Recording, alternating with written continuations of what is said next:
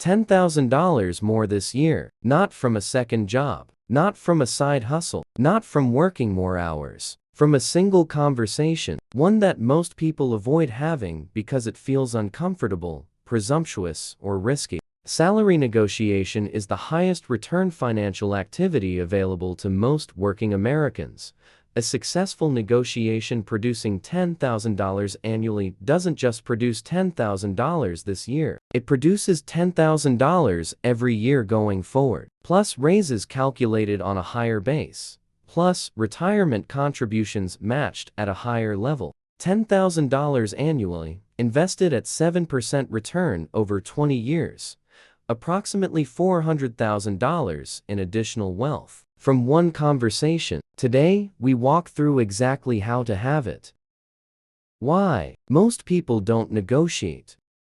Before the how, the why not. Most people don't negotiate because they're afraid of three things. They'll say no. This is the most common fear, and the least rational one. The worst realistic outcome of asking for more money is that the answer is no. You're not fired for asking. You're not penalized for asking. You're just told no, and you're in exactly the same position as before you asked. They'll think I'm greedy. This fear is about how you're perceived. But hiring managers and HR professionals expect negotiation. It signals that you understand your market value. The person who accepts the first offer without question is not respected more. They're just paid less.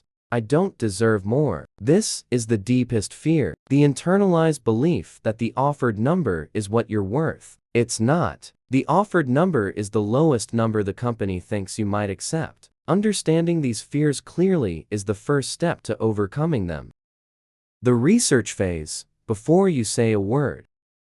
Negotiation begins before the conversation. You need 3 numbers before you walk into the negotiation. Your market rate. What do people in equivalent roles with equivalent experience earn in your market? This is findable. LinkedIn salary, Glassdoor, levels, FIE for tech, Bureau of Labor Statistics, industry-specific salary surveys. Get a range. Know where you fall within it based on your specific experience and skills. Your target number, the number you're going to ask for. This should be at the high end of your market range, not the middle. You're going to get negotiated down. Start higher to land where you want. Your walkaway number, the minimum you'll accept. If the offer doesn't reach this number, you decline. Know this in advance so the conversation doesn't pressure you into accepting something below it. With these 3 numbers clear, you're negotiating from information instead of emotion. The new job negotiation. They offer you the job. They give you a number. What do you say? Not yes. Not immediately. You say, I'm really excited about this opportunity. Based on my research into market rates for this role and my specific experience, I was expecting something closer to a specific number. Is there flexibility there? That's it. That's the script. You've expressed enthusiasm. You've anchored to market data, not personal need. You've named a specific number. You've asked a question that invites a response without ultimatum. What happens next? They say yes, or something close. You've made 10,000 more annually from one sentence. They say we can do something in the middle. You've made 5,000 more annually. Still worth having said it. They say the number is firm. You decide whether to accept based on your walkaway number. You've lost nothing by asking. The specific number you name matters. Research shows that specific numbers like 112,000 are perceived as more carefully researched than round numbers like 110,000. Name a specific number. The current job negotiation. This one requires more preparation because you're not in the natural leverage moment of a new offer. You need to create the leverage moment. The best time to negotiate a raise.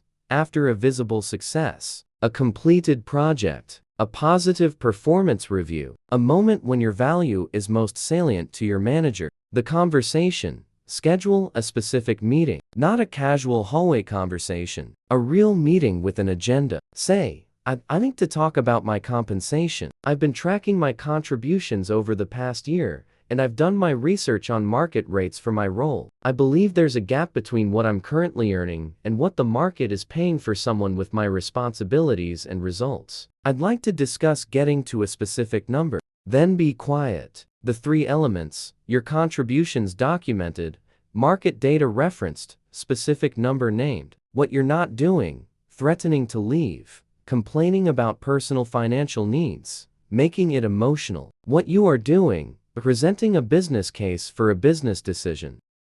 When they say no, no is not the end. It's the beginning of part 2. When they decline, ask, what would need to be true for a salary increase to be possible? This question does several things. It keeps the conversation open. It reveals the specific obstacles. It gives you a roadmap. If the answer is budget cycles, when is the next review period? Can we agree now that this will be addressed then? Get it in writing if possible. If the answer is performance metrics, which specific metrics? What level? This converts a vague no into a specific target you can hit. If the answer is we just can't, that's information too. Information that the ceiling at this employer is lower than your market value. Information that suggests the raise you're looking for might require a different employer. The competing offer strategy. The most leverage you'll ever have in a salary negotiation is a competing offer, not a bluff. An actual offer from another company. When you have a competing offer at $10,000 or more above your current salary, the conversation with your current employer changes completely. I've received an offer from another company at a specific number. I'd prefer to stay here because of specific genuine reason. Is there anything you can do to close the gap? Your employer now has two options: lose you or pay you more. That's genuine leverage. Some employers will match. Some will come close. Some will let you go. If they let you go, you take the competing offer that you actually have, and you earn more than you would have staying. If they match, you've earned the raise without leaving. Either outcome produces more money than not having the conversation. Negotiating beyond base salary. When base salary is genuinely not movable, their compensation elements often are: signing bonus, one-time payment that doesn't affect the base going forward. Easier for companies to approve because it's a one-time cost. Additional vacation days, worth real money. 2 extra vacation days at $100,000 salary is approximately $760 in value. Remote work flexibility reduces commuting costs, potentially worth thousands annually. Professional development budget. If the company will pay for courses, certifications, or conferences you'd pay for anyway, that's direct financial value. Equity. At startups or public companies, equity negotiation can dwarf base salary in long-term value. When they say the base is firm, ask, what else is flexible? $10,000 more. One conversation, one number, one sentence. I was expecting something closer to a specific number. Is there flexibility? The fear of having that conversation is not proportional to the cost of not having it. Not having it costs you $10,000 this year, every year, compounded into hundreds of thousands of dollars over a career. Having it costs you 30 seconds of discomfort and the possibility of a polite no. That trade is so obviously favorable that the only explanation for not making it is the emotional weight of the conversation. Now, you have the framework, the research approach, the specific language, the response to no. You have everything except the conversation itself. That part is yours. Have it.